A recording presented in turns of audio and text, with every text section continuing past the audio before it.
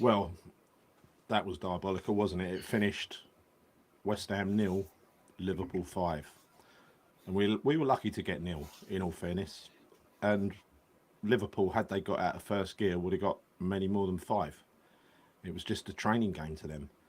A complete waste of time. The second time this season we've seen, well, no, it's not the second, it's the third actually, where we've seen a team come down there, a top team, the top team, they come down there and after 55, 60 minutes, it's like a training match because the game's over and they start taking their players off. Arsenal did it, City did it earlier in the season. I think even Villa did it and Chelsea. We don't even compete in these games and it's just embarrassing. I think Lopetegui today showed that this is what should have happened in the last 4 games. Let's be honest. This is what should have happened in the last 4 games. Had those teams had their shooting boots on, there's no way that we would have got the results we got. 8 points out of 12. No way. No way. We were lucky. We knew we were lucky, which is why we were stunned by the results. Today, we played a team who did take a lot of their chances. Not all, but they took a lot of their chances. And this is what's going to happen against every team that are capable of finishing a chance off. So, Chris, we saw each other at half-time, 3-0 down. That was a happy experience, wasn't it? Yeah, I think we were discussing what we thought the final score would be, weren't we? I think you were predicting 4 or 5, and I think I predicted 5 or 6. It truth be told, I think score, I'll say flattered us. The funny thing about it is that Liverpool weren't actually particularly great today. They weren't at their kind of full flow of what they have been in recent games. They haven't been. No. We were awful, as we have been, for most weeks. So there's no real surprise with regards to actually losing to Liverpool. Of course there isn't. No real surprise with regards to the amount of goals that we conceded, because let's be honest, if you look at all the games we played recently, we just give teams so many chances. We give them so many chances, and as you just mentioned, when you look at the Southampton game, had they had a striker out there that was clinical, they could have probably scored 4 or 5 against us. And today we've come up against a team that is a lot more clinical, got more cutting edge, more firepower, and they put us to the sword, mate. But again, that's against a team that didn't even get out of second gear, probably not even out of first gear. Second half, they were. It was actually embarrassing, mate. I mean, it was really embarrassing, and I'm I don't know. Am I lost for words for it? I don't know, mate. Well, this is just the thing, right? This is the thing. We both went to the game. We saw what the people around us were like inside the ground. Totally disengaged. Can't be fucking bothered with it, right? But we dragged ourselves along to the game. I was late getting in because of the queues outside. Fucking queues all the way back across the bridge because everyone turns up for Liverpool to see a spanking, probably half Liverpool fans. Then queuing at the turnstiles because you got all the day trippers fucking coming in on their tickets. So I get in late. Game's already kicked off. And honestly, for the first half hour, Christ knows how we were still 0-0. I mean, a miracle save from Areola, but let's be honest, Salah should have put that away. Diaz should have put the next one away. They had 2 great chances within the first 8 minutes. Yeah. We got lucky there, didn't we? We got lucky, and Salah wasn't actually particularly great today either. And that's crazy when you say that, because I think he got a couple of assists, obviously got a goal, but he missed a load of chances. He could have scored 3 or 4 on a normal day. On a normal day for Salah, he would have scored more than what he did today. And it just goes to show how crap and bad we were. Yeah. Well, look, this is what happens when you go to a game and you just come home feeling a fucking loss. Angry, tired, knackered, just wasted a whole fucking afternoon going down there. So no performative anger on this channel. We're not going to do it. That ain't what we do. We just decide to tell you how we feel. And what I feel tonight is fucking empty. Empty. Yeah. He showed today, Lopetegui, that he's not really a football manager. I don't think he's a football manager at all. I think he's a fucking fake. I've got to be honest. I don't think there's anything about him. I haven't changed my mind since the shit that we were seeing earlier in the season. I mean, I don't know how we've got these results lately. I don't know. He must have. I mean, look, he had the bad luck, the terrible thing with his dad and everything else, right? Probably distracted, whatever. Probably deserved a little bit of good luck over that period. But fucking hell, it was unlikely, wasn't it? to get that to beat Southampton after they've had 19 shots at goal, 1-0 in their backyard, to edge past Wolves when they had a load of chances, to draw with Brighton when they had a load of chances. Yeah. And then to what was it? Draw with Bournemouth, wasn't it? Was the other one? Yeah, how did we do that? How the bloody hell did we do that? This fucker's got to go. But we discussed this the other day. We discussed this the other day in terms of how we got those points. We were lucky. We were lucky. I know you can't always say we're lucky every time we get points, but actually throughout the course of this season, we have been extremely lucky. We're not fucking stupid, right? We're not stupid. We know what we can see, and what we can see is awful. It's terrible. Of course it is. And I don't just blame Lopetegui. There's a lot of people calling for his head, and I'm also one of them. I don't want him at the club. I don't think he's the right manager. We never wanted him in the first place. He's fucking rubbish. He's useless. He's not fit for purpose. Gary, he is. Yeah, I totally agree with you, right? But I would also say that I think the players really need to take a good, long, hard look at themselves in the mirror, because they were awful today. Collectively awful. And it really annoys me that, when you put on a West Ham shirt, we as West Ham fans know this. You go out there like, your life depends on it. At least you should be. You go out there like your life depends on it. But they're not doing that. They're showing no heart, no spirit, no desire. And that, for me, is unacceptable. I'm not saying all of the players kind of fall under that kind of banner, but there are a lot of players that do. I mean, I thought Emerson today, I was watching him at times and he was just walking back, right? Yeah. Unacceptable. But it was across, in midfield, we are completely anonymous. A lot of people wanted to have this kind of the midfield of, Paqueta, Alvarez and Kudus. But the fact is, I know that wasn't specifically our midfield, but we're just not a very good team, Gal. And people that actually think that we were going to turn up today and beat Liverpool, you need to fucking get your head tested, because there's no way we were ever going to get a result from Liverpool today. The only thing that we were really expecting was, what can I say, just a performance we can go and be proud of. We can look and say, do you know what, those players worked their socks off and they gave it their all, but they didn't, and that's what we want as West Ham fans. I wasn't unrealistic to say, I predict we're going to win. We both predicted a loss today, right? We both predicted a loss, as did pretty much 99.9% of fans of West Ham. We all predicted a loss because we know what's going to happen. Honestly, we're just a poor team, Gal. We are a poor team, and I think actually a lot of fans need to have a bit of a reality check if they really, really fly off the handle, because we've been poor all season long. Yeah, I know this hasn't just happened today. No. We're fucking. How many games have we gone down there and watched that dross and watched us get our bum smacked? How many times have we seen it? We're going to Villa in a couple of weeks' time. Thanks, Chris. We're going Villa in a couple of weeks' time. We've got to fucking watch that. We're going to go there and roll over. Villa finish chances. We're going to give them 20 chances. We give Liverpool 20 chances. We give everyone 20 chances. Yeah, I've seen the last 3 games against Liverpool. Went to Anfield twice, obviously, the last game being at London Stadium today. I'm now 15-2 on aggregate. 15-2 on aggregate over 3 games.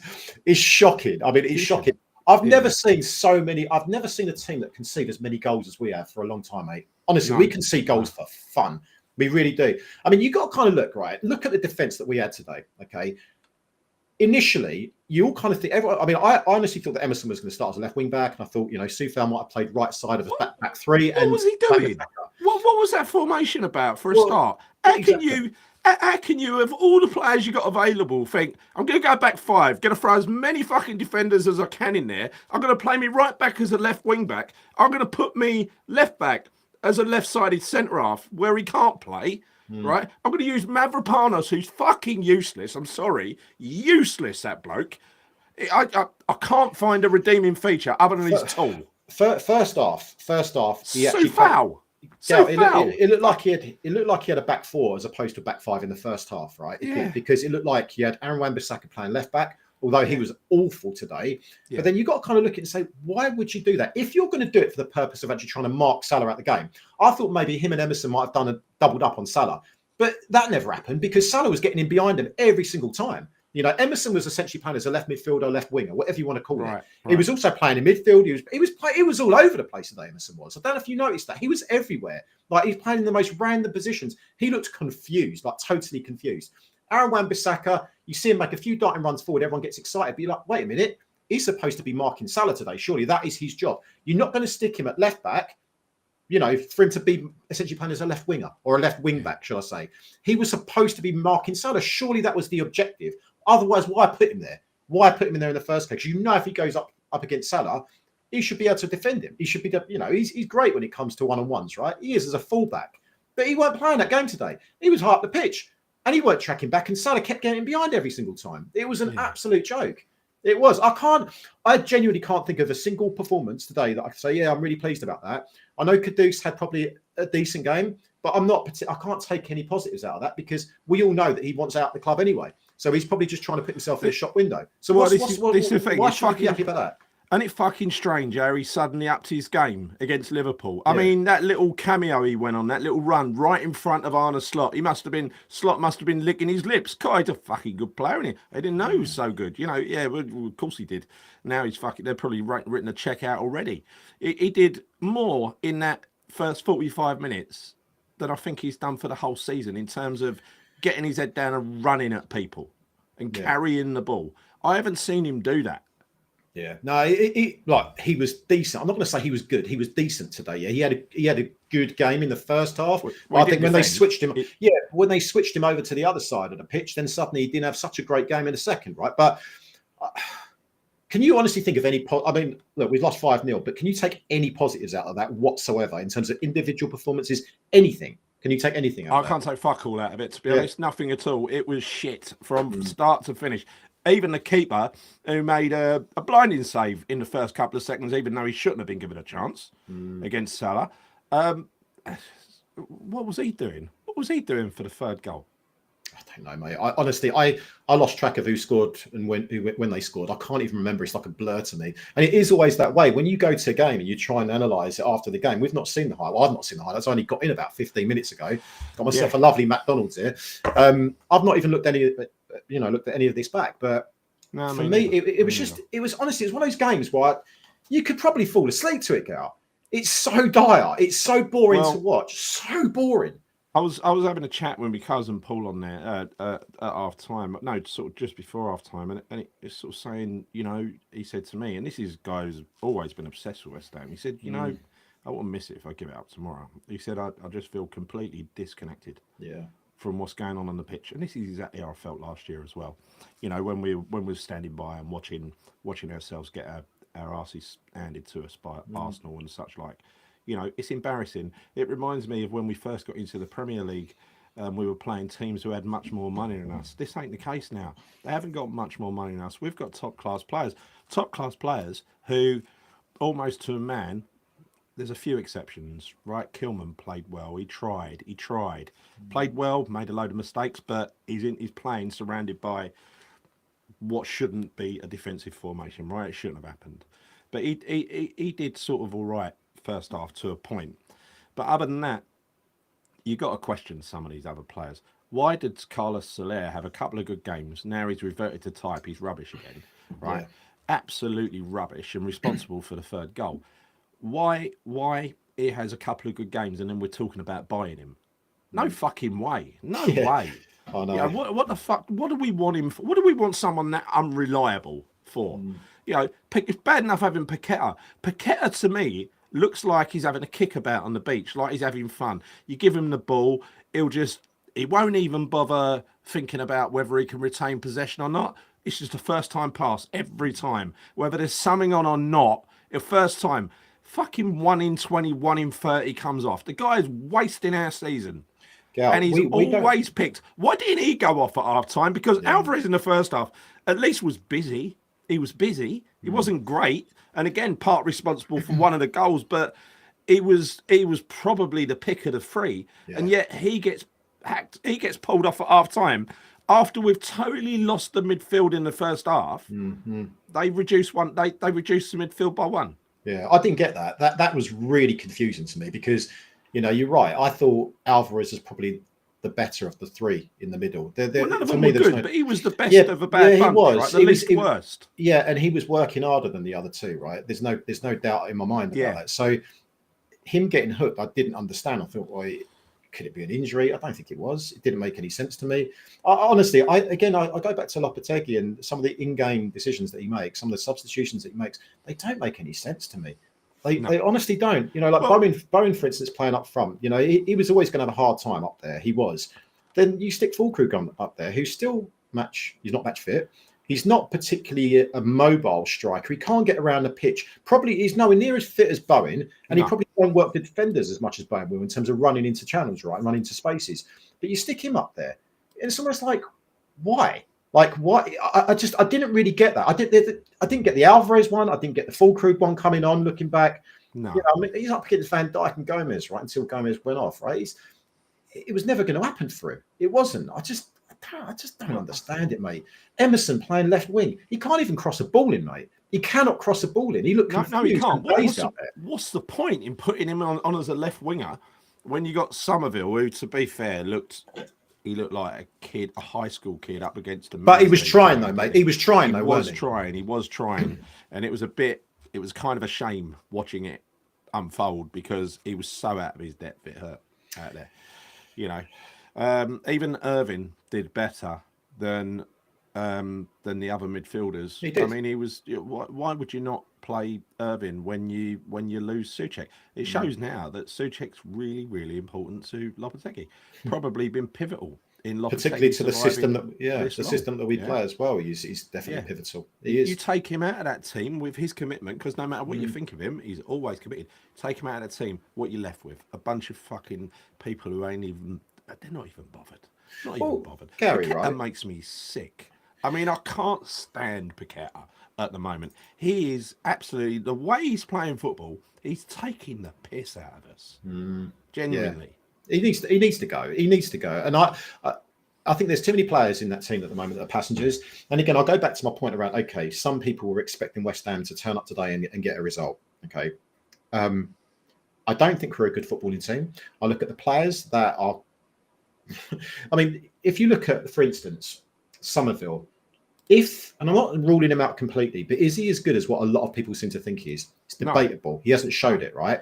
Is Guilherme, is like everyone goes on about Guilherme, why is he not getting game time? Why is he not getting game time? Well, I think the simple fact of the matter is the reason he's probably not getting any game time is because he's probably not good enough, Gal. I'm being honest, right? That's my opinion, because don't forget, we've got a manager that is quite happy to make substitutions, but he very rarely brings Guilherme on. So what does that tell you about the quality of the player? Well, I don't think Lopetegui is stupid enough to say, do you know, I'm not going to play that player because that wasn't the guy that I brought in. I didn't sign him. I don't think if he's someone that's going to add quality to the team, and then you play him. You would play. He's not an idiot. Do you know what I mean? He's not an idiot. If he's got a proper class player in there, Brazil's up and coming prodigy, whatever you want to call him, you're going to play him if he's good enough. He's clearly not good enough, Gal. Simple as that. Not Not yet. He's not. I don't want to rule him out, but he's not good enough yet. No, he's definitely not. He's definitely not, because he would be getting played. Surely he would be getting played because he is Sullivan's pick, right? Sullivan's signing, so he ain't one of Tim's who he refuses to play. Lopetegui, but Todibo, he can never start a game, but he can always come on in the second half. What the bloody hell's that all about? He doesn't know what he's doing. He creates these problems in the first half with his ridiculous formations and selections, and he tries to correct it at half time. Today, he just made it worse. Yeah. No, it did. Yeah, of course he did. It was, he actually did. He did. Who was our best attacking player first half? Kudus, right? Yeah, he was. And then he switched him to the other side. Yeah, so what'd you do that for? What'd you do that for? What'd you take Alvarez off for and leave Paqueta and Soler in the middle to fend for themselves? They were doing bad enough already, and you took their one bit of defensive cover away. I mean, it's comedy stuff. I mean, it's true, mate. It's true, actually, because actually in the first half, our midfielders fucking useless. So what do you do? Oh, we'll take one of the midfielders out. What the hell? What? If anything, we need to bolster that midfield, right? Because they're going straight through us. It was non-existent. One thing that I think that we all talk about getting a striker in and getting a central midfielder in, but I think what we really do need is we actually need a proper number 10, because Paqueta is not it. He's not it anymore, Gal. He is not offering that creative spark. He's not the conduit between a midfield and a striker. Okay, forget. Right, but what I'm saying is, though, Gal, he's not offering the creativity that we brought him in for. That he was offering to us previously. We don't have anyone in that midfield area that is capable at the moment, it seems, to actually pull off a decent pass into one of our strikers or create a chance. We don't have it, mate. It's honestly useless. If you look at some of the balls that Paqueta was playing today, they were horrific. They were absolutely useless. So we need a 10. We need a proper good number 10 in there. We also need a 6, mate, because Alvarez is not it either. He's not it for me. He's not. He's a decent player. I still think there is a player in him, but I think we need something better than him. I do. Is my volume low, by the way? No, you're right. I can hear you clear, mate. Yeah. Yeah. Right. Okay. It's just someone in the comments. Steve Russell said my volume was low. I've got a mic right in front of my mouth, and I've taken off all the restrictions. I can hear you, Gal. I can hear you very clear. Good stuff. Yeah. So we'll go through some comments in a minute. Let's quickly go through the game. Let's cover the game. It was just dreadful. You know, they had so many chances, and then suddenly, I mean, it was a relatively lucky goal, but the defenders just went AWOL for that, didn't they? And it presented itself on a plate, clear goal scoring opportunity, not being picked up by anyone. Diaz puts it away for 1-0, and you know, it wasn't too much longer. It wasn't too much longer before we saw 2-0, and then you started to think, you know, at 1-0, you're sort of thinking, oh, you know, maybe if it stays at 1, you might have a chance, because we're thinking about the luck we've had recently. Maybe something will come of it, and then basically as soon as the second one went in, you're sort of thinking it's game over already, right? It's game over already. That's what I was thinking anyway. I mean, Diaz scored the first, Gakpo scored the second, a little on 40 minutes, through ball from Salah. And Salah scored the third. I'd already gone to get a pie. I missed that goal, but that was that was the one where he had Weetabix hands or whatever, right? He's done that. He's done that 4 or 5 times this year. That's why he got dropped. He kept having weak wrists, didn't he? I mean, people will blame him and say that he was at fault for some of the goals today. Maybe I need to look at it back. I've not seen it back. I've not looked at it back yet, Gary. But I think he did pull off a few decent saves. But yeah, he did. Yeah, just Again, I can't think of anything positive to say tonight. There's nothing, mate. There's nothing from me. No, there isn't. I think they should be ashamed. And I mean, Bowen definitely got kicked. He got hurt. It looked painful. He doesn't stay down, Bowen, does he? So when he went off, I thought that's the last person we need to lose is him. He's gone off Fulkrug, and you're thinking, oh God, here we go. Or did Fulkrug come on at half time? I can't remember. Yeah, he came on at half time. I'm trying to remember, mate, all the substitutions. I obviously went back into the ground at second half, and I was expecting them. Yeah. I said to you, bare minimum 5. Yeah. It happened, right? I didn't. That's right. So at half time, we had Soufal and Alvarez. Now look, he's corrected one mistake there in Soufal. What the bloody hell was he playing Soufal for? If you're going with a back 4, what is Soufal doing in the team? That must mean you do not trust Emerson's defending. Yeah, because you can't, no matter how junior or not ready you think Somerville is, he's a better left winger than Emerson, and he'll get a cross in. Well, exactly, but why put him there? If you're not going to play him at left back, why play him as a left winger? I genuinely do not understand that at all. I can't. He hasn't got the pace to get up and down. He doesn't have it. Somerville's got more pace in him. He's not tricky like Somerville. Well, first off, he's not a winger. Simple as that. That's the obvious side. That's the obvious point to raise, right? But it doesn't make any sense, mate. You know, and maybe I don't know. Maybe you would have played Kudus there, played Bowen. So many if, buts, and maybes. But the truth is, it's hard to kind of analyse it when you look back, because Lopetegui does this frequently. He does make some very, very weird decisions, both before the game in terms of the lineups and also in game during. You know, it doesn't make any sense to me, mate. I'm lost. I actually lost the things to say. I really am, mate. Yeah, look, you're not. I need to watch it back. I need to watch it back, Gary, because for me, it's like one big blur of bullshit. The whole game, the whole 90 minutes. I can't. I'm putting myself through that shit again, though, Chris. I mean, you know, second half, 54 minutes. Just got back from me £9 pie and coffee. You look like you enjoyed it, though. To be fair, it turned out to be. I asked for a pie, got a pasty. Was that the highlight of your day? It's the best bit of the football, yeah, without a doubt. Yeah, it's actually really nice. But 54 minutes, something happens. Trent Alexander-Arnold decides to have a shot, and it somehow eludes the keeper. Turns out it took a deflection. We were blaming the keeper at the time, but I didn't see it. I didn't see that one. I turned around to Fred, and I'd noticed that the fella next to us, who must have just got the ticket for that game, he'd gone. And I turned around to Fred. I said, "Where's that geezer gone on the right of you?" Turned around and Trent had scored, so I completely missed it. I literally turned around and went in the net. Didn't see it at all. It's funny that you did the same as me. As I was looking back, I saw the ball flying in the net, and it seemed to elude the keeper. And everyone in mine, because it was down the other end, everyone's got bad eyes. They were blaming the keeper, but you know, it doesn't sound like it was his fault right now. It sounds like it's a deflection off of Kilman. I don't know. I need to watch it back. And you know, what happened first thing in the second half? This is how good the substitutions were. within seconds of the second half starting, Salah found himself free with a shot at goal. Yeah. I mean, literally within seconds. And then, 9 minutes later, they actually score. At that point, they checked out. I mean, they checked out before then. But we were still giving them so much possession, handing them possession around our own box, weren't we? It was happening time and time again where they'd surge forward, we'd intercept, and then we'd somehow give them the ball back. It was so inept, it hurt. Yeah.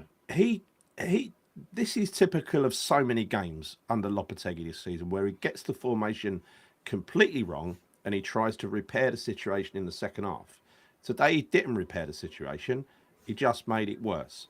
I went home on 75 minutes because I couldn't take it anymore. It looked like a fucking pre-season training game. So I missed the 5th goal, sadly. I also missed Luis Guilherme coming on. Don't know how well he did. Apparently hit the post. I left on 85, Gary. I left on 85 because I couldn't take anymore. I'm amazed that I lasted until 85, in all honesty. Yeah. But yeah, apparently he hit the post. But I don't know. I've not seen it. I don't know.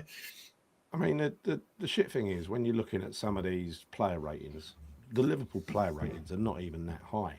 Yeah. They never come out of first gear today. They didn't have to.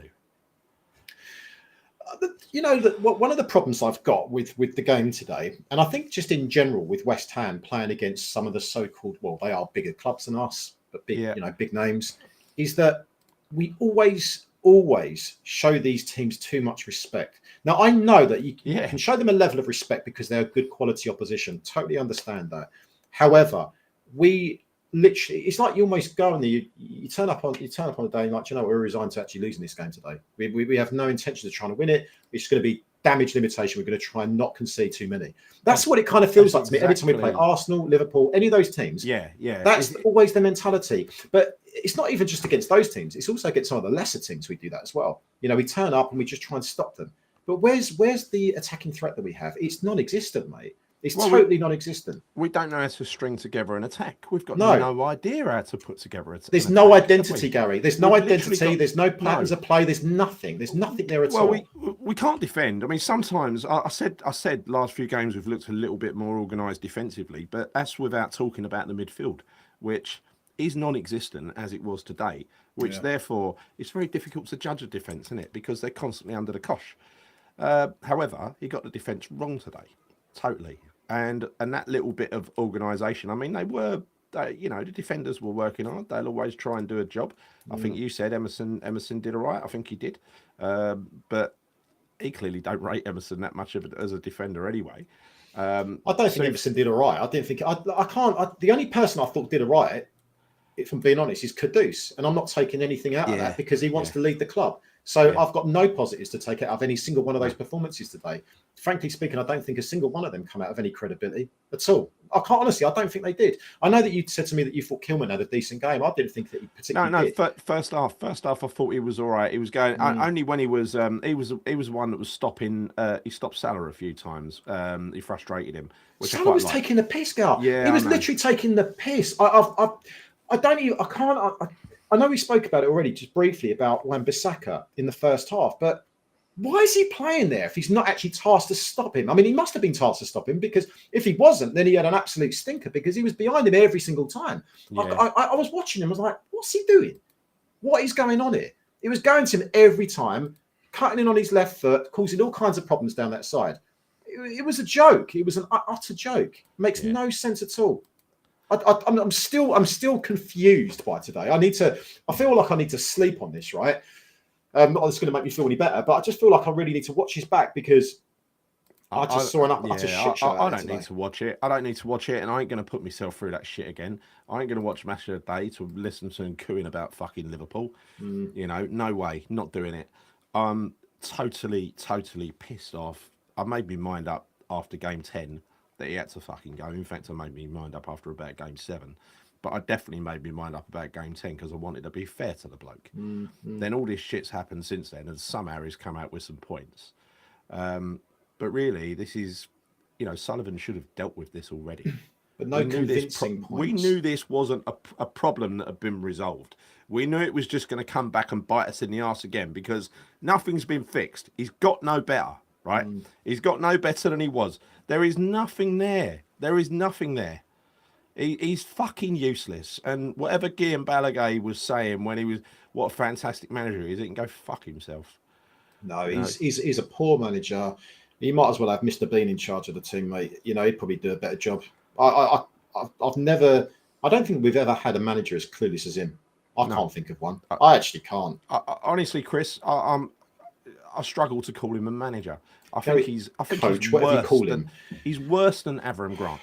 I think he's worse than Avram Grant. I don't think this guy's got a single idea of what to do or how good his players are or which players to use in which situation. He started doing damage limitation after game 10 or after game 12 after we lost to Leicester, when Sullivan put his job on the line. He then started to do damage limitation. He started to withdraw and play a little bit deeper to actually squeeze some points out of games. And it worked. But I don't fucking want to watch that. I don't want to watch us drop deep against Southampton and give 19 shots against Southampton, the worst team in the league. I don't want to watch that. This is worse than last season. It's actually worse. It is. And last season, the fans over there, again, talking about the fans in the ground, the fans over there last season were getting really, really edgy and a bit bored with the Moyes situation. But I think one thing we always felt with Moyes is that he was a proper football manager. He had his own ideas that many of us didn't agree with, right, about how to play football. But we were under no illusions he wasn't up to the job or something. He was definitely he's definitely a Premier League standard manager for sure. It's just an ugly brand of football.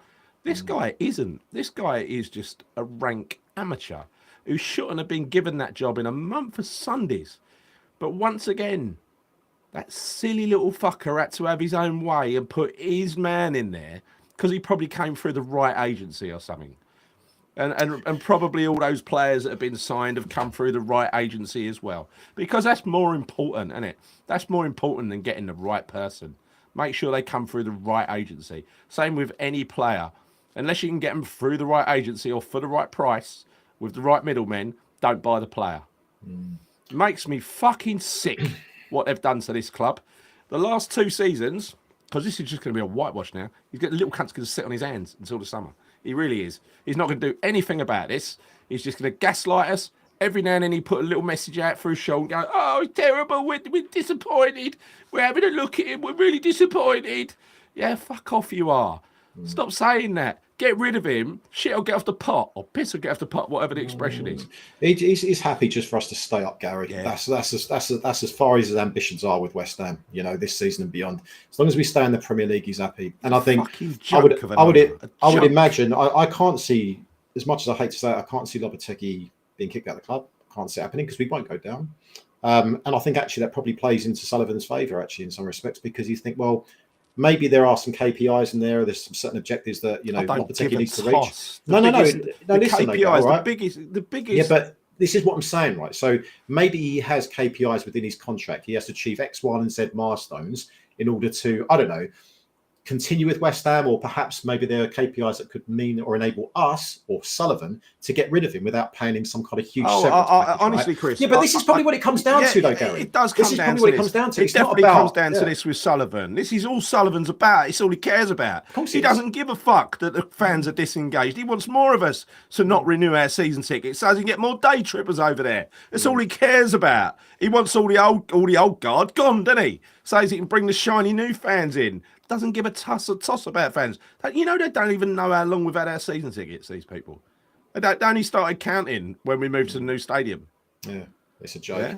It is a joke. I see a comment just there, and the thing apparently the we go X is saying there's he's saying there's the 2 games coming up are crucial. Apparently, he's really under pressure now. I've heard the same shit before. Oh fucking hell! What 2 games? What 2 games are we talking about? I'm assuming Fulham and Crystal Palace, right? Well, mate, not being funny, the City game, they won today, didn't they, against Leicester? You know, I said this to you the other day, they're going to be at full flow by the time they play us. That'll be the game where they get back into their groove and start a winning run again or something. You know, wait until we get turned about 3 or 4-0 against them next week. We give City 20 chances, they will score 5 or 6. Same as Liverpool. Same as Liverpool. Honestly, Haaland's going to have a fucking field day against us, mate. Yeah, he's going to be back on a goal scoring run. He get 2 of course he will. Of course he will. Of course he will. Yeah. And we won't change anything. We won't change anything defensively because we'll still stick with the same type of formation. You know, the same tactics that I still don't understand. We'll do the same thing again against Man City and we're going to get our fucking asses handed to us. And the same thing, honestly, if we play like that against Fulham, I can't see us getting a point. I don't even know where we're going to get points from, mate. I can't see it happening. So, Gemma, you're saying City and Villa are the 2 games. Well, that's fine then, because me and Chris will be going to see Loppy's last game up at Villa when we get our asses handed to us up there as well. You know, honestly, I don't buy that for a second, Gemma, because we're going to get beaten by City, Villa, and then Fulham. And then, this is my prediction, little twat's going to give him the Palace game to save his job, and we'll go and fucking win it, won't we? Yeah, shit house a 1-0 win. Yeah, that's exactly that's exactly how it works at West Ham. Yeah, it does. Yeah. Anyway, let's look. Sorry, Chris, I keep talking over you. I'm a bit. Mate. Honestly, talk away because I'm lost of things to say. To be honest with you. Yeah, well, let's see what other people have got to say then, because we've got quite a few comments in here. Bloody tired and fed up after today, mate. I really am. Bodger, 78 goals conceded in 2024. Something to be proud of, isn't it? That's got to be up there. That's got to be up there, right? With some of the high. Can you look at that, Matt? I'm really interested to understand whether or not that's one of the highest amount of goals conceded out of all teams in the Premier League. I think it's the worst ever for us, isn't it? But I'm sure it's got to be up there with probably one of the worst. Yeah, surely, got to be. Yeah. So Randy says, well, true. Well, now action should be taken, but will Sullivan act? Probably not now. I want this to be the last season of this ownership. Well, yeah, we all do. I want it to be the last week of this ownership, Randy, the last day of this ownership. But unfortunately, until he decides he's going to walk away, or until someone gives him an offer he can't refuse, he's going to run this thing into the ground. We've got a manager who's willing to join us, who's, you know, in the scheme of things for us, he's an elite level manager in terms of Potter, and he's English. I don't want to see another foreign manager in there at the moment. I want either Potter or Carrick. Either will do me, right?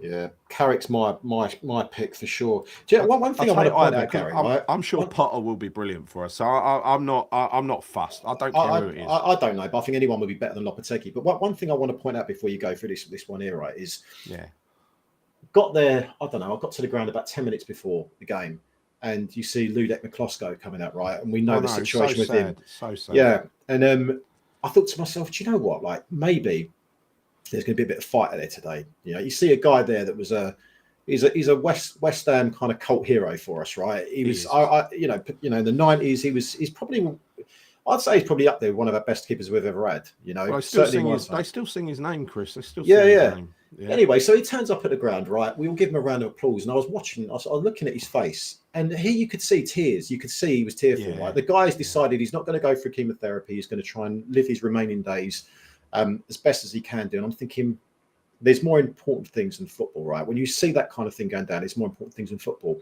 Yeah. But one thing I had in my mind, I thought, you know what? I really hope the players put on a real fight today, because I'll tell you one thing, Ludo did. He did that for us week in, week out. Okay. Yeah. But it wasn't, and it was embarrassing. And I actually feel a bit embarrassed for Ludo being at that ground today and watching that shit performance. I think it's disgusting, if I'm being honest. I do. And that lack of fight and endeavour annoys me so much, because you look at a lot of those players that played for us in Ludo's kind of era, right, in the 90s, a lot of those players don't have a lot of money now. Some of them still have to work for the club now, and, you know, they're on the club's payroll because they need to try to make ends meet, if I'm being honest with you. You know, whether it's Johnny Moncur or Rufus Brevitt or Matt Jarvis, they don't have a great deal of bunch, some of these players, these ex-players. Yeah, and then you've got these guys on the pitch today being paid 150, 200 grand, 250 grand a week, and not even giving a shit, not working there, not even working hard, not even getting back, not running, not doing anything. And that annoys me, because you've got Ludo there who's turned up for that game. He's got a shitload going on in his life right now, and he's watched that piece of crap. You know, it's unacceptable, mate. It is. It's a different era. The only thing I'll say about Ludo is he had probably the time of his life watching his club, West Ham, go to Prague, his hometown. Yeah. And do that. So at least he's had that experience. I know he's been ill for some time, and it's so sad. He's a gentleman if you've met him. He's a real quietly spoken, unassuming man. You know, I saw him a couple of times, but I met him a couple of times. Number one, when Ross got a sort of day with the players down there and down at Upton Park, and we went into the players' lounge, and he was kind of acting as a sort of doorman. And honestly, nothing bloke ain't got an ego. He like seemed so pleased that I recognised him and shook his hand. It was like really, really, you don't expect that, do you, from modern players? No, you wouldn't. But players from that era, absolutely. I've met Ludo many times, in the past, and again, I completely agree with you. All my experiences of him, lovely guy. Really, really Yeah. lovely guy. Always there for the fans. Yeah, but no, I just felt a bit ashamed today that was the kind of fight and performance we put up in front of Ludo. Yeah, Not good no, enough. I agree with you. It's a good point. So press a button, Gary. Grab a monster. Call a taxi for Loppy. Oh, she's all gone Rigobert's song. Yeah. So in short, Randy says fans will say they've had enough and will want to force a change by boycotting.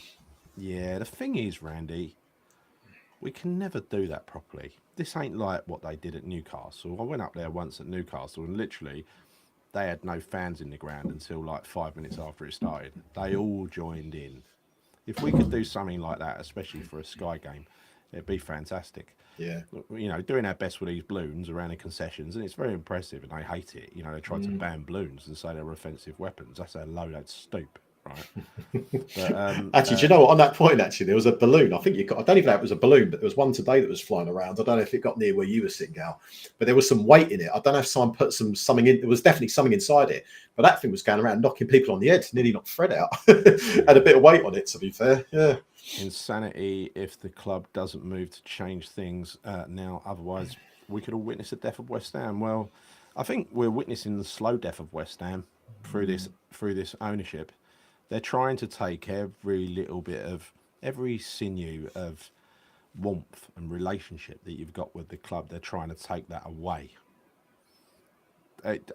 Honestly, my relationship with the club is moving further and further away, and that's what's happening with a lot of people. Do you know, here's the thing, right? If you go to games, and I know you'll agree with me with me on this one, Gal, right? If you go to games, the best part of going to the London Stadium at the moment is meeting up with friends, pre-match stuff, going to the pub for a pint, meeting people that half time, having a catch up. I love full time. Yeah. That honestly, mate, that is as good as it gets when you're going to games right now. Because everything that you watch in that stadium, the atmosphere, what the fans are saying, because you won't hear this stuff on TV, right? Because it's a whole different feeling when you're sat around 60 other thousand disappointed fans as well. It's a very, very different thing. Yeah, and the fans today, to be fair, they made quite a noise in there until it all started going tits up after half an hour. It was mad. So Ralph enjoying the sun, being able to see CMB's channel for my Steam let off. Well, I had to put up with that for 3 years, so good luck with that. Evening, Chris, Gary. What the fuck was that performance? We're giving up before the game had even started. Yeah, we had. We'd conceded, Wazim. We'd conceded that game. We pulled our pants down and said, come on in. Gary, like when you look at the lineup and the formation, okay, so you can say Lopetegui conceded defeat by playing that type of system, playing those types of players. He's accepting defeat by doing that. But unquestionably for me, I don't know if you agree with this as well, I just don't think the players collectively are playing for him. I don't see it. I know there's been certain things that you read and you hear what Bowen has to say or what Cresswell has to say in certain interviews and stuff. You think, oh, maybe they're playing for Lopetegui, maybe they've got his back. I don't really see or feel that, because when you're watching that in the flesh, I don't see players working. I just don't see it. There's maybe one or two players that are putting in some level of performance, but overall, amongst all of those players on the pitch, they're not putting in the work ethic required to put on that shirt. They're just not. How much? No, I agree with you. How much longer will Floppy last? Gary spot on. Sullivan should have sacked him. Well, yeah. Look, it weren't just me, Darren. It was pretty much everyone. It was Chris. It was everyone. Pretty much everyone in the chat was saying sack him. It was the right time to do it. Gary, how can he put our best right back for years at left back? You don't trust Emerson. Well, to possibly Mark Salah, which he didn't do. So go figure. I can understand if you doubled up, Chris. If you were playing two defenders because you were going to double up on him, but it never happened because it was always Salah one-on-one with someone, quite often Kilman. Mate, he barely put a glove on Salah. I honestly can't think of one moment in that first half in particular when he was at left back that he got the better of Salah or he got the ball off him. I can't remember it. So here, Mark, is where you're wrong, and Nigel Khan will put you straight on this one, and he's absolutely right. When you actually check the facts and you look at what Makari did, it well or didn't do. I mean, he wasn't a very good man manager. His style of football wasn't perhaps to our palate. However, he didn't sign a lot of good players. Ludo, who we just spoke about, one of his. Trevor Morley, all those good players as well. Trevor Morley, Ian Bishop, all came through him. Right? He knew a signing, Lou Macari, and he was a decent football manager as well. He's proven at Swindon, and really, I think the fact is, for whatever he resigned for that he was accused of, he got found not guilty of, apparently. So thank you, Mr. Santos. Get Gary O'Neill a proper coach with a plan. Well, I don't want Gary O'Neill, to be honest. I think, as Dave Walker agrees, thank you, Dave, Loppy, worst manager ever. I say it because I think the guy is literally incompetent. I don't think he's a proper football manager, a real one. I think he's a fake. He's certainly not a modern football manager. That's for sure. No. It's almost like he's trying to be, but he's not. Yeah. Do you know it's not happening? Classic moment was Kudus and Paqueta making like 4 or 5 4-yard passes and then losing the ball. Yeah, it happened over time and time again. Paqueta just gave the ball away, Trod, so many times. And Kudus didn't defend very well. He attacked quite well, didn't defend very well. Gary, there was a moment actually in the second half where there was kind of like Paqueta, Kudus. I think some of I don't know. There was a few of them, bit of kind of 4 or 5 yard passes. It was pathetic, and it was almost like it kind of was coming across as if like we were winning the game, like the way they were. I don't know if you saw that, but they would like literally pass them up. You're not getting anywhere. You're literally playing it around like there's no fucking. It was. I didn't quite understand what the fuck we were doing. I didn't know what the fuck. Like what's going on here. It's like get it to one of the wide players, play it slowly across the back, and then decide how you're going to go forward. How are you going to do? You're going to play it through midfield, or are you just going to go long? Generally, go long, which we did several times again today. What's the point in that against Liverpool? You're just giving the ball away, and you're just giving it away. Lopetegui's a fraud. Yes, that's the word. He is a fraud. He ain't a real football manager. He is a fraud. Check his CV. Check his what are they called? What are they references?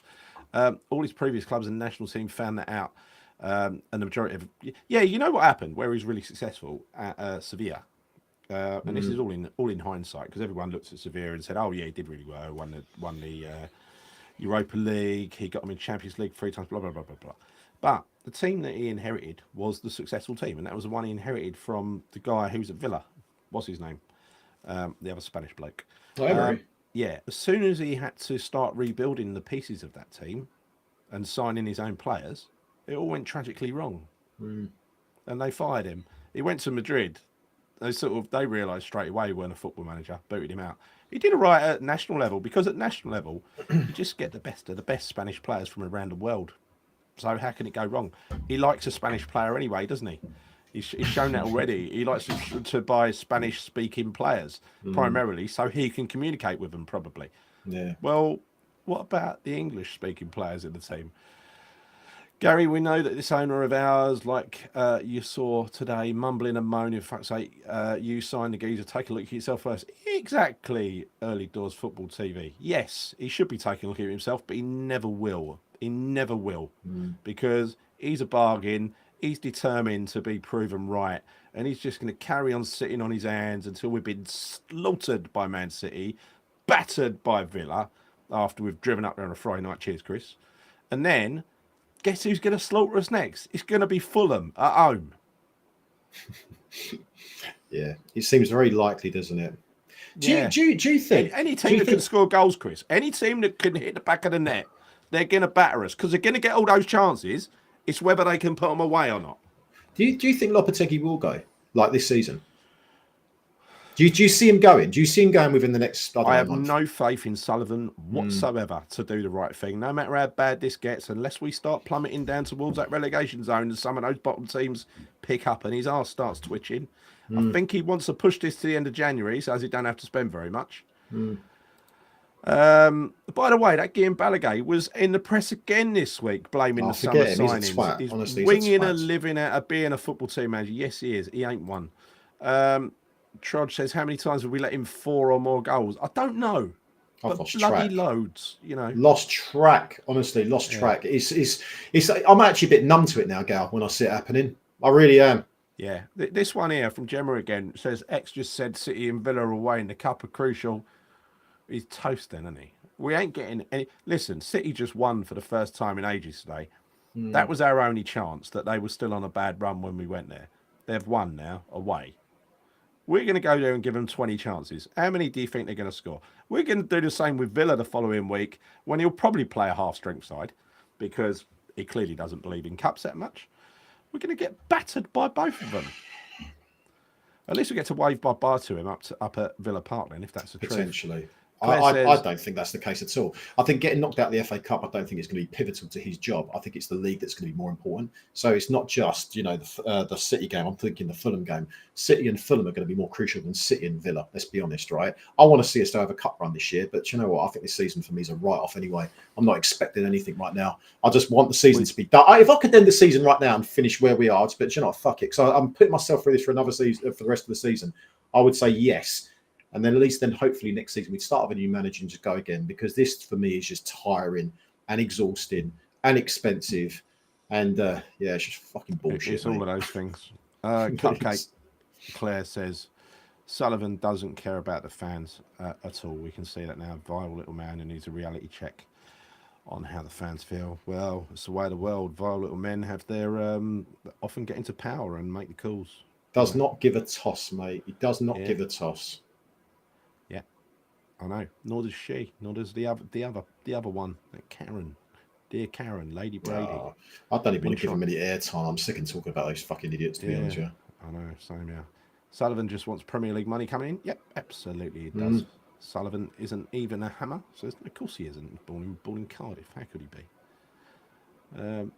Was it Cardiff? Or somewhere in Wales. Oh, I don't fucking know. I just wish he stayed there, mate. Yeah, but yeah, look, it listen, we know where we are. We know that where the problem is, don't we?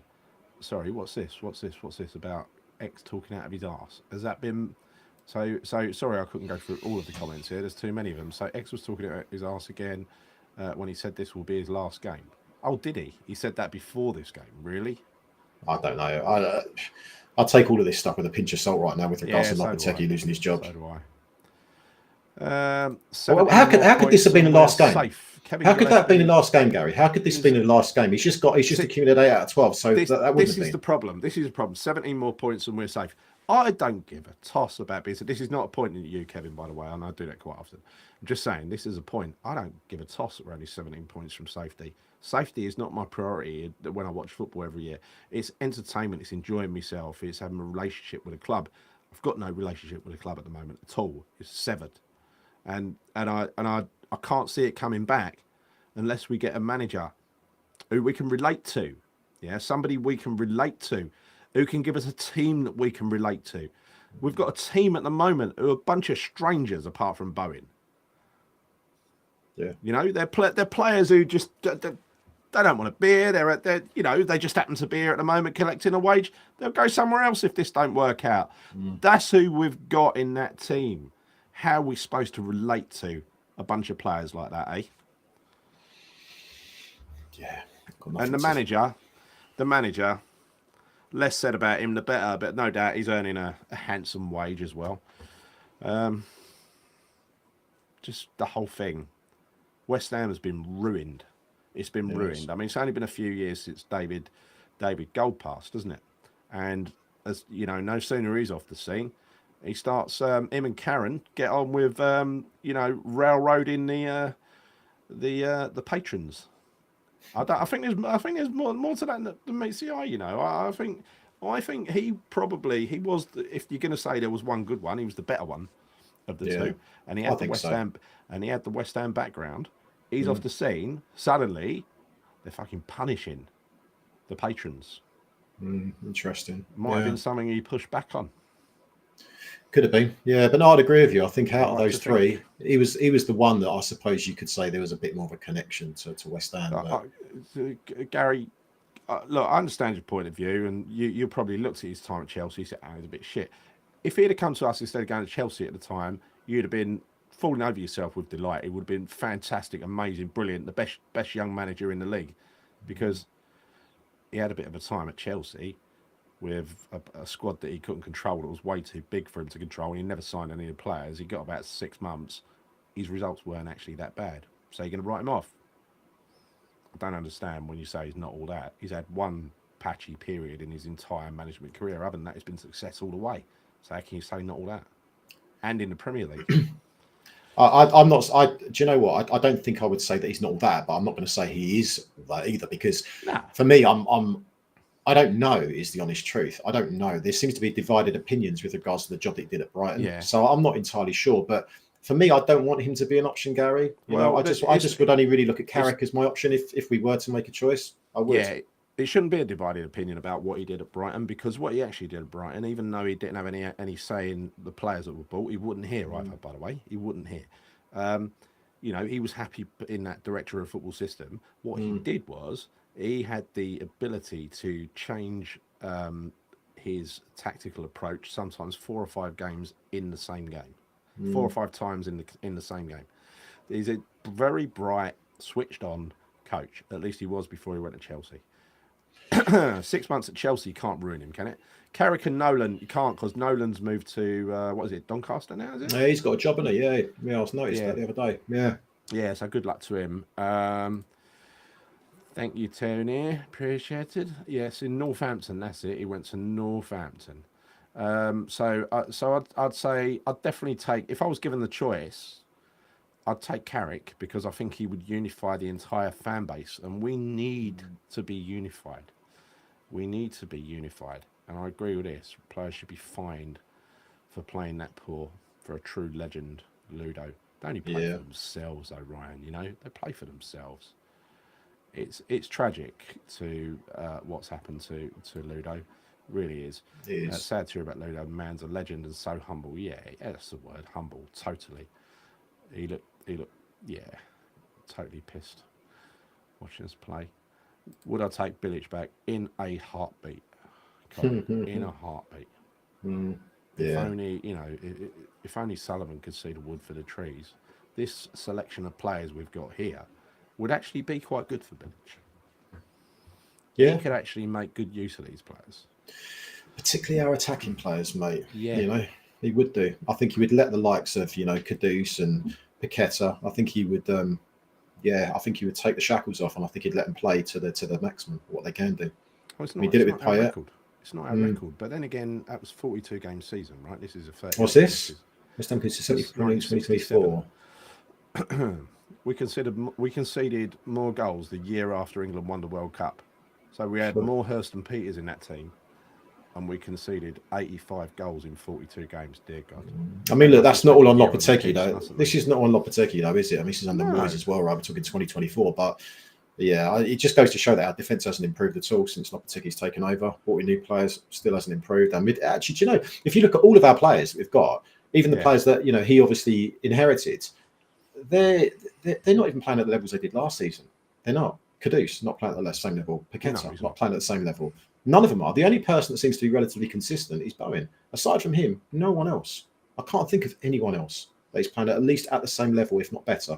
Bowen's the only one.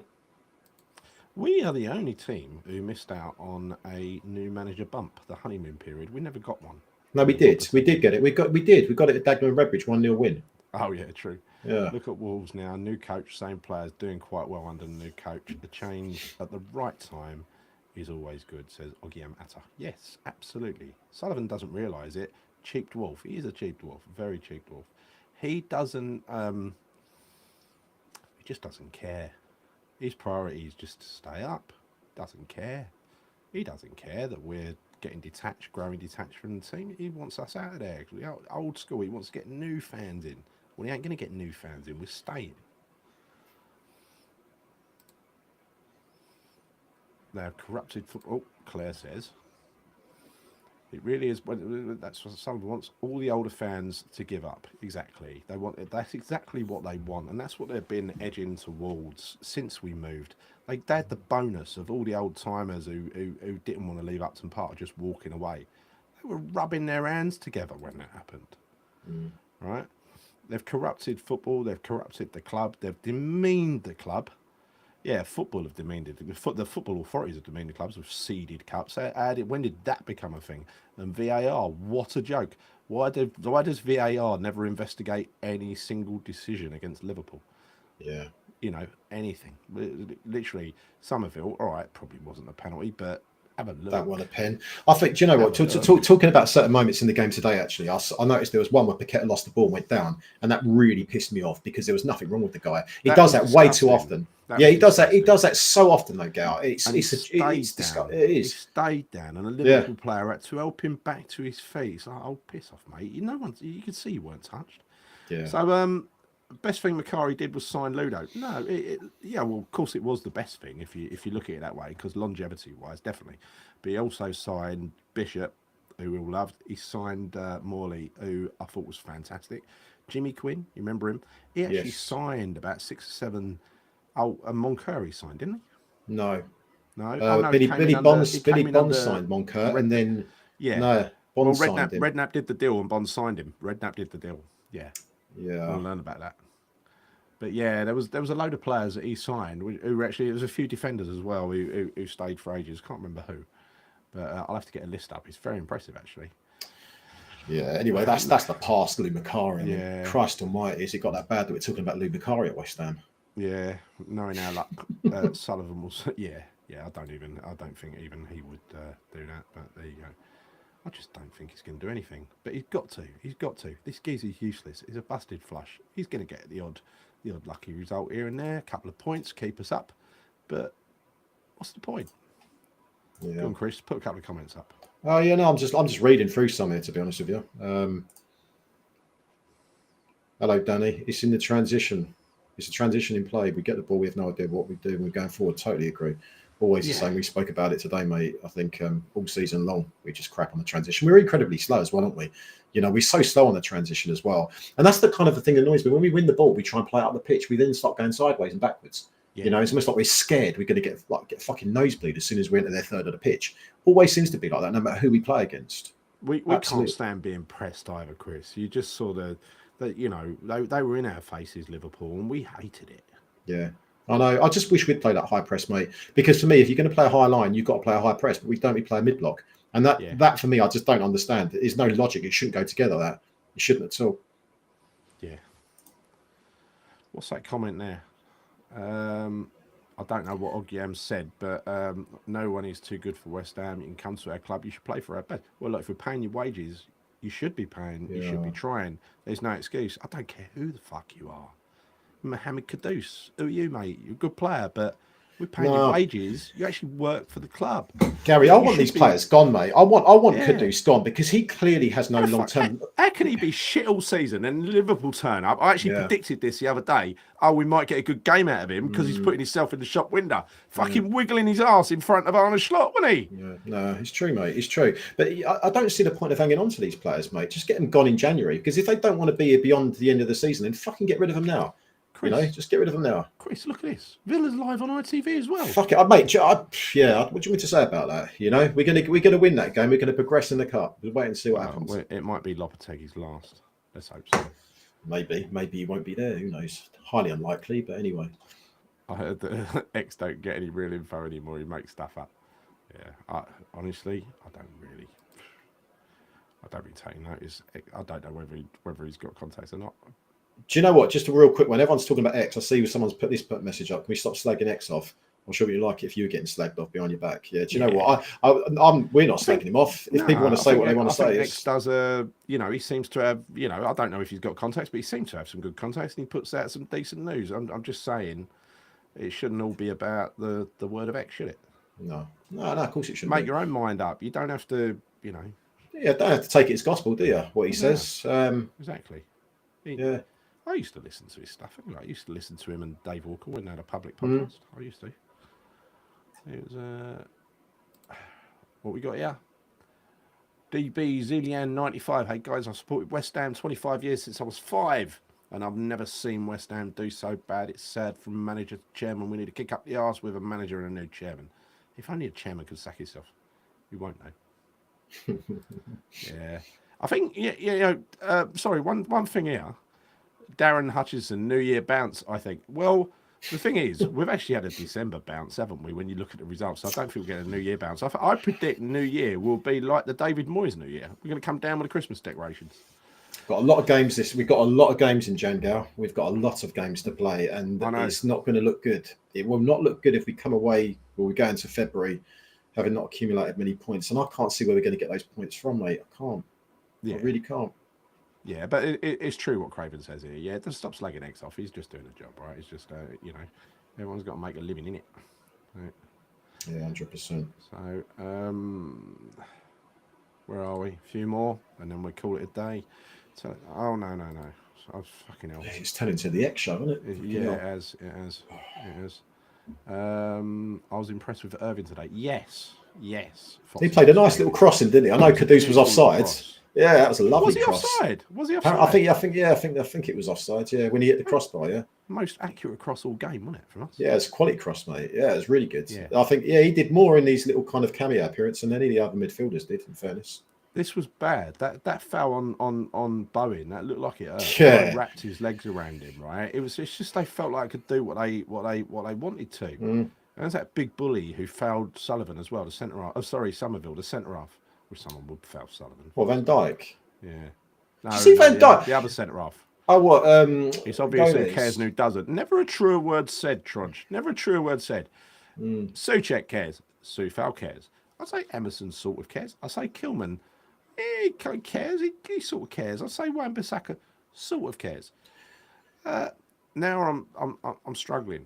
Yeah, but Gal, there's an imbalance, right? Because if you've got 4 or 5 people that care and you've got another 5 or 6 that don't, that's not going to fucking work. It just doesn't work. Exactly. Having half the team that cares and half the team that doesn't does not give you a. And if you are someone that cares, what are you thinking about the players that play amongst you that don't?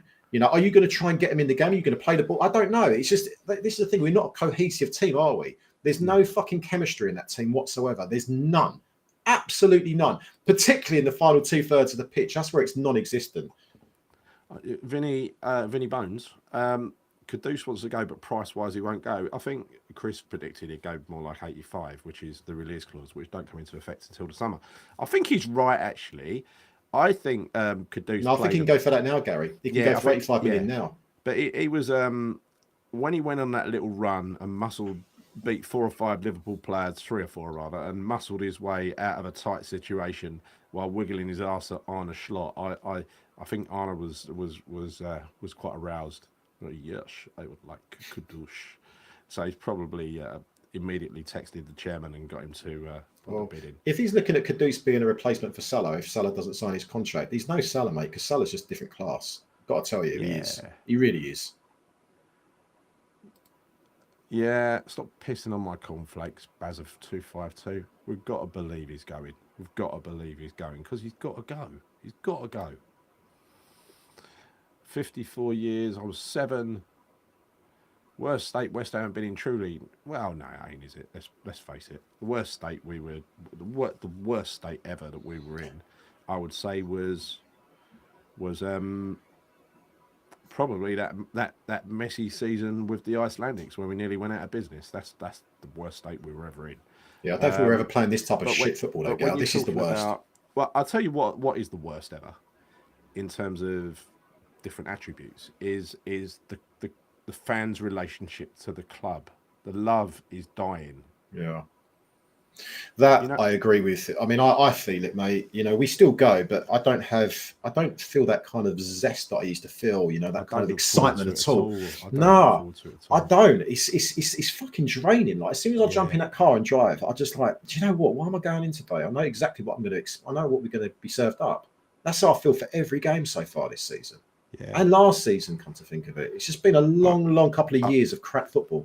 I think it's obvious why is that we cannot relate to half the team, and this is what Pierre Latom says here. I supported for 60 years, remember plenty of poor seasons, but the team's always played their hearts out. Exactly right, good or bad. Even like you remember the teams that just about got relegated under Trevor Brooking that time and whatever. I mean, could a team have tried any harder?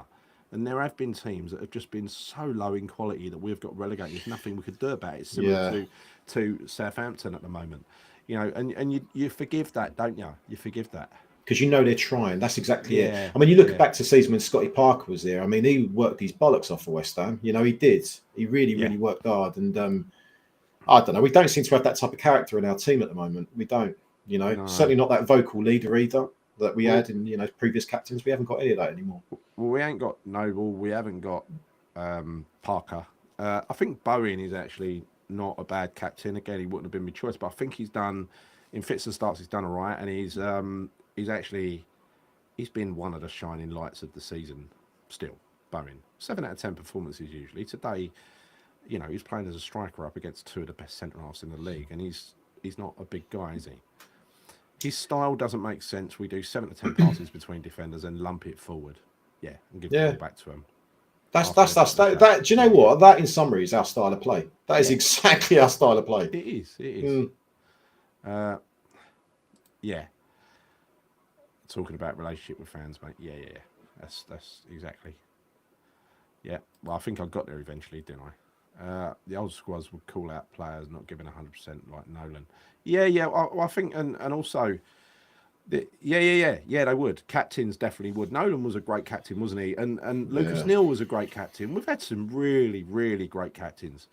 I think these players are getting away with murder. And the ones who got themselves sent off, Kudus, I ain't going to rave about Kudus because he had a half-decent game wiggling his arse against Liverpool because he's been crap for most of the season and lost 5 games. They've only played 18. He sacrificed himself out of 5 of those. And what about the other fucker getting sent off twice? Alvarez. Not forgiven. Not forgiven. Claire, Gary, you didn't see my comment earlier. Mum and Dad met at Upton Park at 78 and 82.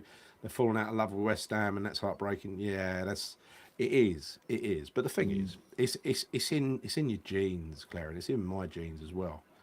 And I think as soon as that hunger, that desire, that we can see a team that we can relate to again, then that love will be back again. It'll be rekindled. We've basically had a couple of seasons where we can't relate to the team, right?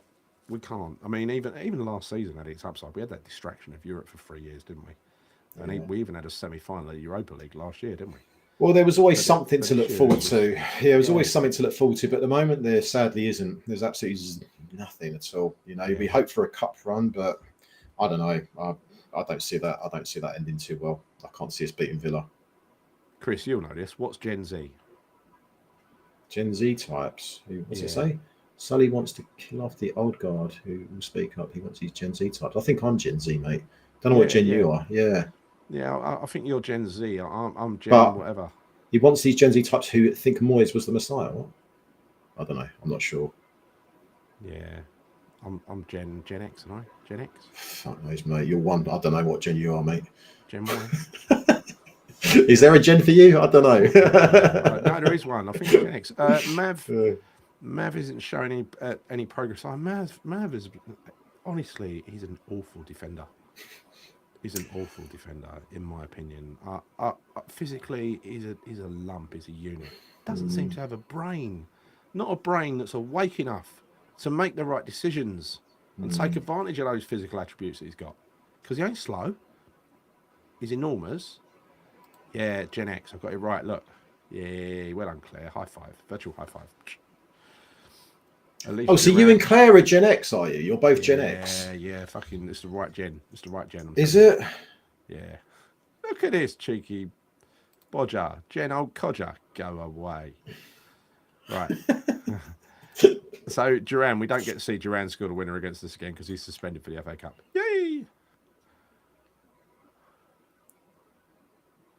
Yeah, he is, but still, he is. But fucking hell, Ollie Watkins was still there, wasn't he? TV. Get David Sullivan out of the club down the road and far away from East London. The root of the problem. Yeah. Always has been. Has been. Always will be. Straight at the top. Pisses off. Come on, Kretinsky. This is like loose change to you. Buy West Ham. Buy the whole lot of it. Give him an offer he can't refuse. Then give him a lift to the station.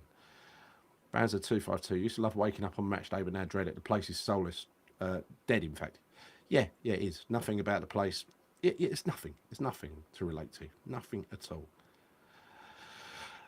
How are we going to get Sully out of the club when he owns it? Yeah, it's a dilemma, isn't it? There's only one person that can get, because I don't think we're getting any offers because he's still, she's been. Brady was apparently out around the Middle East trying to find additional investors, all the while giving allowing Sullivan to keep the right of veto over any decision that's made by the board as chairman. So while he's got that power of veto, literally he can say no to anything. Anything that even if it's a majority vote, he can say no to it as the chairman, right? That is the constitution of the West Ham United, whatever company it is. And it's crap. And you're never going to get another investor to come in who's going to plunder big money into the club like Kretinsky did, sit back and let some muppet run your investment. Yeah, how old is David Sullivan now? Kretinsky is definitely our best bet. He's definitely our best bet. But no, it's drawn his focus. But Kretinsky's one of the top 20 richest people in the world or something. His wealth almost doubled in the last 5 years or so. He has had a lot of successful investments. And he's a shady one though, Gal. He's very shady. You know, he's mafia. He's proper shady. I know. But the thing is with him is, if you're going to make a success of a football club and make money from it, there's only one way to do that, and that's to be successful and to grow the profile, to get rid of that Olympic Stadium, buy the land, whatever. Yeah. There's only one way to do it, right? There's only one way to do it, and that's to make West Ham good again. Make West Ham attractive. We'll throw a bit of money at the club again, mate. I mean, because I know we have spent some money, but we always seem to stop at pivotal moments. We've discussed this before. That's what we really need. I mean, we need it. We need it badly in January, right? We really need to invest in that squad because it's just not good enough. It's depleted. It's not good enough. There's key positions, key areas of that, of our team that we need to really strengthen. Midfield, attack, and also fucking defence as well, by the way. We definitely need another centre half in there. 100%. Trudge, check the latest rich lists, because I saw him a little while ago and he is very, very rich. I know her dad is actually, his wife's daddy's father-in-law. Has he died now or something? Because he was the richest man in their country. I don't know. So, yes, thanks, Matt, for answering my question that I think Gary ignored. So I was asking how old Sullivan is, because the reason I asked that is... I'll never know you, Chris. I can't... do you know what? It wouldn't surprise me if we'd have to wait until Sullivan popped his clogs before he's no longer an owner at West Ham. We've got a wolf coming to the comments. Look, Ryan, come in to laugh at us. Good evening, Hams fans. Have you had enough of Lopetegui? Bloody hell, Ryan. Take him back. Go back and watch from the start of the show. You've got to do your homework now. We wanted him gone about 7-8 games ago, to answer your question. He's fucking useless. Are you sure he's even a football manager? Are you sure when you got him, you found out he was actually the same Lopetegui that managed Seville and all the others? Because I think it's Lopetegui's brother. Yeah, don't know who the fuck it is, but he's shit. He is a wrong one, as in he's a hardcore extreme capitalist investor who will rinse every asset he invests in and squeeze the costs out. And it'll be, if he takes over, you don't want him taking over your company because he'll squeeze the hell out of it. However, it's not a bad thing to run a football club in the right way, because there are ways to do it, and that would be more efficient financially than the way we're doing it today, and they would be to run it like Brighton.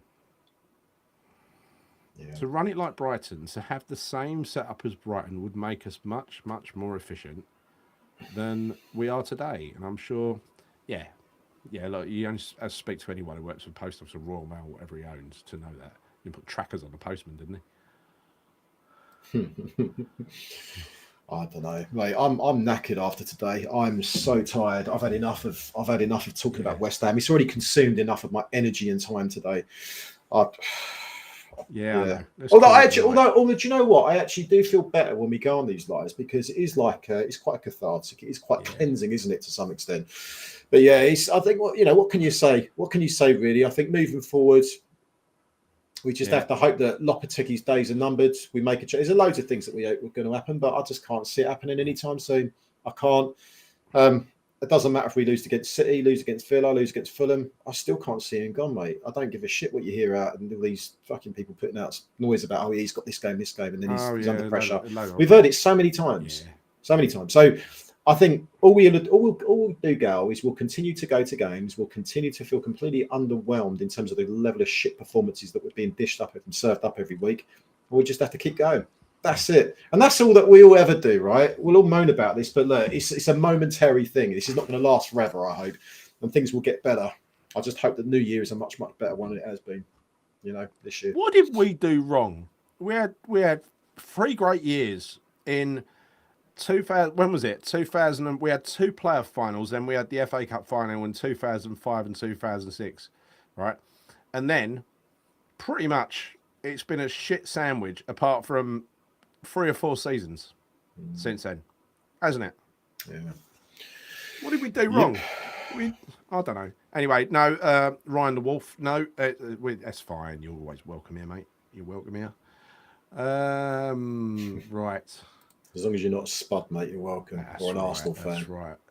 To be fair, I assume, an owner is an owner, and believe it or not, to care about your assets will be a priority. Yes, absolutely right. Absolutely right. It's the correct way to do it. And when you run a football club, the biggest assets you've got, the most valuable assets you've got, are your players. So you'd want to buy them for cheap and sell them for high, and you want to develop them, and you want to get young players. We spent 20 million on, Sullivan's just watched Moyes piss away so many tens of millions on players that he's then just rejected afterwards. Think Vlasic, think Haller, think Skamaka, think Felipe Anderson that he gave away for bugger all, right? And now he's allowing Lopetegui to do the same thing by not even bothering to use Guilherme, who always looks good when he comes on, but he ain't getting a sniff. Tadibo. I don't think he's ready yet, Gary. I don't think he's ready, and I don't think he is. Like I said earlier on, when we started the show, I think that if he was good enough, he'd be playing. I don't think Lopetegui's stupid enough, right? As much as I think he is pretty stupid, I don't think he's stupid enough not to play some of his best players, if Guilherme is one of them, which clearly tells me he's not, because he doesn't get much game time, and he is a manager that likes to make substitutions. So what does that tell you? I'm sorry, he can't be as good as maybe some fans are making out. He might have the potential to be good, but right now, I'm not so sure. Yeah. Thank you, Richard. Very kind of you to say so. Even though I feel very empty inside today. I feel very empty inside. But anyway, look, let's leave it there, Chris. It's been a fucking miserable day. It has. We'll probably be monetised because I've sworn too much. So whatever. Disgusting, mate. Disgusting. I know. We try not to, but it's just one of those things. So you went for the dark black background as well. I like your background. It's looking very good, mate. And your new sign as well, right? Got shout out to Gary's new Bobby Moore standard sign at the back. Just to show you this is real, right? Yeah. Look, it's actually hanging from the ceiling. You see it moving. And it hasn't fallen down yet, and you've already had it up for about 24 hours, so it's looking good, mate. Yeah, no, it's good. And I've actually got some stuff to put on the walls now, because I've got to set it out right and put some stuff on the walls. West Hamify it a little bit, you know what I mean? Yeah, you got it, mate. You got it. Get a Paqueta shirt behind your head or something. Maybe a Lopetegui shirt. Lopetegui number 1.